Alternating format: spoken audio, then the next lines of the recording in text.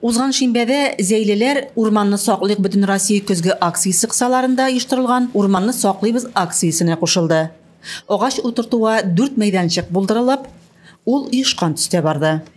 Искезәй яр буе тирәсенә агач утыртуда шәһәр советы хезмәткәрләре, музей, мәдәният йорты, ветеринар берләшмә, беренче мәктәп, Каенкай балалар бакчасы коллективы катнашты. Биредә 130 төп сперия, миләш, чыршы куаклары утыртылды.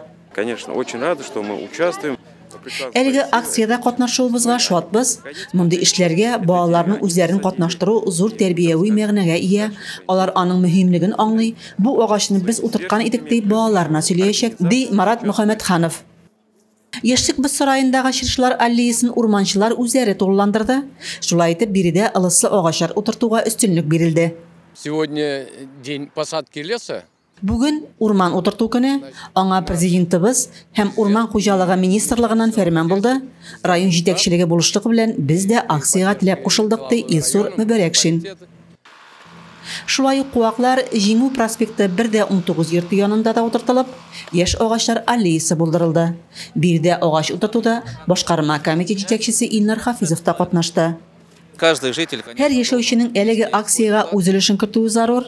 Шәһәребез тагында матур, төзек булырга тиеш. Акция кысаларында агач утыртуда авыл халкы да катнаша. Гомумән, һәр кеше үзе яшәгән биләмәгә, бакчасына агачлар утыртырга тиеш дип саныйм, ди Илнар Хафизов. Биредә куаклар утырту белән совет һәм башкарма комитет мәдәният хезмәткәре мәшгуль булды.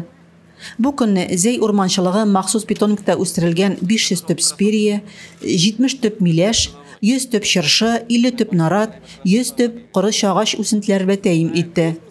Хәзер аларның ныклап үсеп китүе генә кирәк. Рәзимә Кашапова, Денис Ипатов, Татарстан хәбәрләре.